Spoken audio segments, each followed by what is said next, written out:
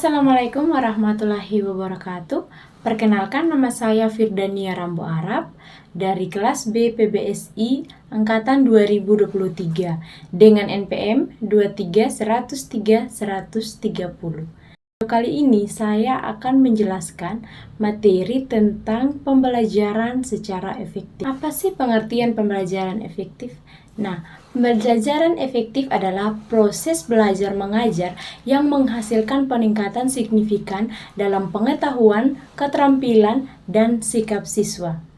Pengertian menurut para ahli tentang pengajaran efektif yang pertama, menurut M. Sobri Sutiakno pada tahun 2007, pembelajaran efektif adalah suatu proses pembelajaran yang memungkinkan siswa untuk dapat belajar dengan mudah, menyenangkan, dan dapat tercapai tujuan pembelajaran sesuai dengan harapan. Nah, yang kedua, menurut Wiji Suwarno pada tahun 2006, proses pembelajaran yang secara efektif adalah pengajaran yang mampu melahirkan proses belajar yang berkualitas, yaitu proses belajar yang melibatkan partisipasi dan penghayatan peserta didik secara intensif. Peraturan Pemerintah Nomor 19 Tahun 2005 Bab 1 Pasal 1 Ayat yang ke-6 menyatakan bahwa standar proses pendidikan adalah standar nasional pendidikan yang berkaitan dengan pembelajaran pada satu satuan pendidikan untuk mencapai standar kompetensi lulusan. Nah, dari pengertian di atas, ada beberapa hal yang dapat digarisbawahi, yaitu yang pertama, standar proses pendidikan. Nah, standar proses pendidikan ini adalah standar nasional yang berarti berlaku untuk setiap lembaga pendidikan formal pada jenjang pendidikan tertentu dimanapun lembaga pendidikan itu berada secara nasional. Dengan demikian, seluruh sekolah seharusnya melaksanakan proses pembelajaran yang secara efektif seperti yang dirumuskan dalam standar proses pendidikan ini. Nah, yang kedua ada standar proses pendidikan.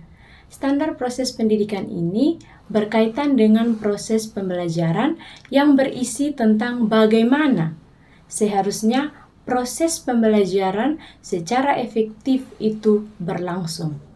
Dengan demikian, standar proses pendidikan dapat kita dijadikan sebagai pedoman bagi guru dalam pengelolaan pembelajaran secara efektif.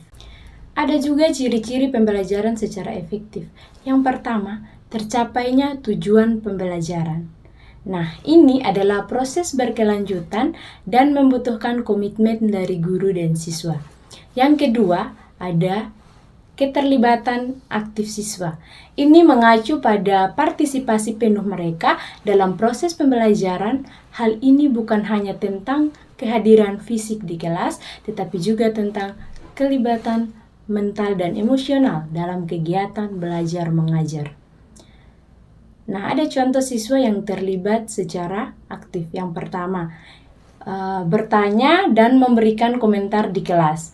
Yang kedua, berpartisipasi dalam diskusi dan kegiatan kelompok. Metode dan strategi pembelajaran yang tepat adalah kunci untuk mencapai tujuan pembelajaran dan meningkatkan kualitas belajar mengajar dan pembelajaran yang sesuai dengan materi dan karakteristik siswa dalam penggunaan media pembelajaran yang menarik dan interaktif dalam penerapan berbagai teknik pembelajaran yang bervariasi. Yang keempat ada penilaian yang berkelanjutan. Nah, penilaian ini adalah penilaian yang dilakukan secara berkelanjutan untuk memantau kemajuan belajar siswa dan hasil penilaian digunakan untuk memberikan umpan balik kepada siswa untuk meningkatkan kualitas pembelajaran. Yang kelima ada suasana belajar yang kondusif. Nah, ini adalah suasana belajar yang aman, nyaman, dan suportif serta hubungan yang baik antara guru dan siswa. Yang keenam, guru yang profesional. Guru memiliki kompetensi pedagogik yang baik dan guru harus mampu menggunakan berbagai metode dan strategi pembelajaran untuk memberikan motivasi dan inspirasi kepada siswa. Yang ketujuh, dukungan dari orang tua dan masyarakat. Orang tua dan masyarakat harus terlibat aktif dalam proses pendidikan anak sehingga dapat mendukung penyelenggaraan pendidikan yang berkualitas. Faktor-faktor yang berpengaruh terhadap proses pembelajaran efektif, ada beberapa faktor yang dapat mempengaruhi proses pembelajaran efektif. Di antaranya adalah faktor guru, siswa, sarana dan prasarana, serta faktor lingkungan. Nah, di sini saya akan menjelaskan. Yang pertama, faktor guru. Guru dalam proses pembelajaran memegang peran yang sangat penting. Peran guru, apalagi untuk siswa pada usia pendidikan dasar, tidak mungkin tergantikan oleh perangkat lain sebab siswa adalah organisme yang sedang berkembang yang memerlukan bantuan dan bimbingan orang dewasa. Nah, dalam proses pembelajaran, guru tidak hanya berperan sebagai model bagi siswa yang diajarkan, tetapi juga sebagai pengelola pembelajaran atau manager of learning. Dengan demikian, efektivitas proses pembelajaran terletak di pundak guru, atau dengan kata lain, keberhasilan proses pembelajaran sangat ditentukan oleh kualitas guru. Yang kedua, faktor siswa. Siswa adalah organisme yang unik. Perkembangan anak adalah perkembangan seluruh aspek kepribadiannya dan tiap anak memiliki tempo perkembangan yang tidak selalu sama. Proses pembelajaran dipengaruhi oleh perkembangan anak yang tidak sama itu.